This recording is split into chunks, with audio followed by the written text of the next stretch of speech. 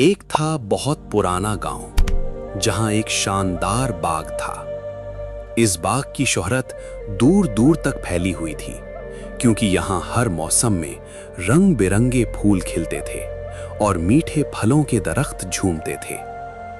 इस बाग की देखभाल एक बूढ़ा माली करता था, जिसका नाम दादा रहीम था। दादा रहीम की उम्र 80 साल से ऊपर थी, लेकिन उसके हाथ अब भी मजबूत और उसकी आंखें चमकदार थीं। वो दिन रात बाग की खिदमत में लगा रहता था, हर पौधे को ऐसे प्यार से संवारता जैसे वो उसका अपना बच्चा हो। लोग कहते थे कि दादा रहीम के हाथों में जादू है, वो जिस पौधे को छू ले वो हरा भरा हो जाता है। दादा रहीम की एक पोती थी जिसका नाम सारा था। सारा बड़ी चुलबुली और ज़हीन बच्ची थी। उसे भी अपने दादा के साथ बाग में काम करना अच्छा लगता था। वो अक्सर दादा से पूछती, दादा जान, ये बाग इतना खूबसूरत क्यों है और आप हर वक्त इतना खुश क्यों रहते हैं? दादा रहीम मुस्कुरा कर कहते, बेटी, इस बाग की खूबसूरती इसके फूलों और फलों में नहीं, बल्कि इस मोहब्बत में है जिससे हम इसे सींचते हैं, और मेरी खुशी का राज भी इसी मोहब्बत में छुपा है।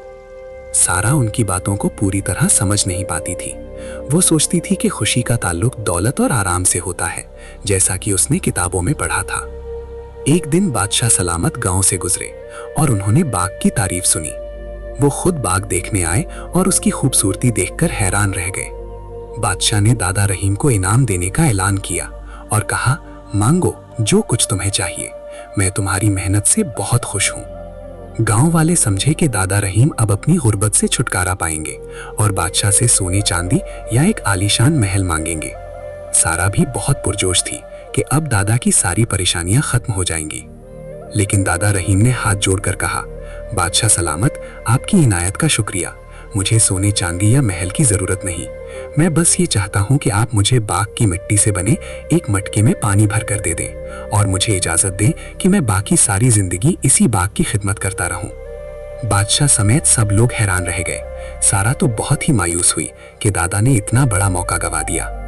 बादशाह ने दादा की सादा ख्वाहिश पूरी की और अपने महल वापस लौट गए। सारा ने दादा से कहा, दादा जान, आपने ये क्या किया? आप अमीर बन सकते थे, अब हमें फिर से इसी कच्ची झोंपड़ी में रहना पड़ेगा। दादा रहीम ने सारा को गले लगाया और उसके सर पर प्यार से हाथ फेरा। बेटी, दौलत और ऐशो आराम कभी भी सच्ची खुशी नहीं दे सकते। सच्ची खुशी तो सुकूने कल्ब और अपनी पसंद का काम करने में है। अगले कुछ महीनों में दादा रहीम वैसे ही अपने बाग की खिदमत करते रहे। सारा देखती कि दादा के चेहरे पर हमेशा एक सुकून और मुस्कुराहट